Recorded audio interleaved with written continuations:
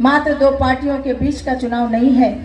ये चुनाव राष्ट्रवादी ताकत और राष्ट्र विरोधी ताकतों के बीच का चुनाव है।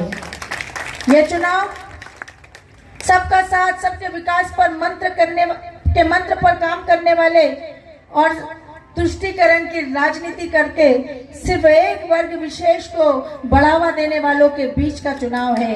ये चुनाव प्रभु श्री राम की जय जयकार करने वालों के बीच का और प्रभु श्री राम के अस्तित्व पर प्रश्न चिन्ह लगाने वालों का चुनाव है। ये चुनाव सीमा पर खड़ी हमारी सेना का मनोबल बढ़ाने वालों के बीच का और हमारी सेना का मनोबल तोड़ने वालों के बीच का चुनाव है।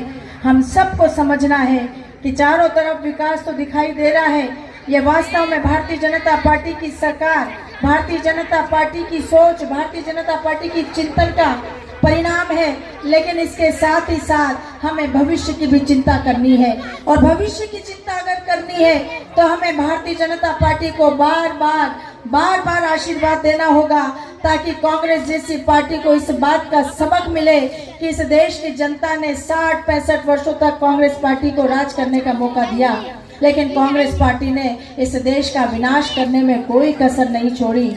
आज देश की जनता को भी समझ में आ गया है कि लंबे समय तक इस देश पर राज करने वाली, सत्ता के सिंहासन का सुख भोगने वाली कांग्रेस पार्टी ने देश की चिंता कभी नहीं की। इस देश का गरीब, मजदूर, किसान, नौजवान, महिलाएं, युवा हमेशा हाहाकार करते रहे, लेकिन कांग्रेस ने कभी चिंता नहीं करी।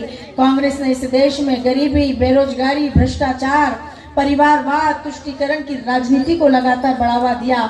यही तो कारण था कि पूरे विश्व में हमारे देश को एक नफरत की दृष्टि से देखा जाता था। हम जब विदेश जाते थे, हम जब विदेश की धरती पर कदम रखते थे और उन्हें पता पड़ता था कि हम इंडियन हैं, तो वह हमें एक हे दृष्टि से देखते थे।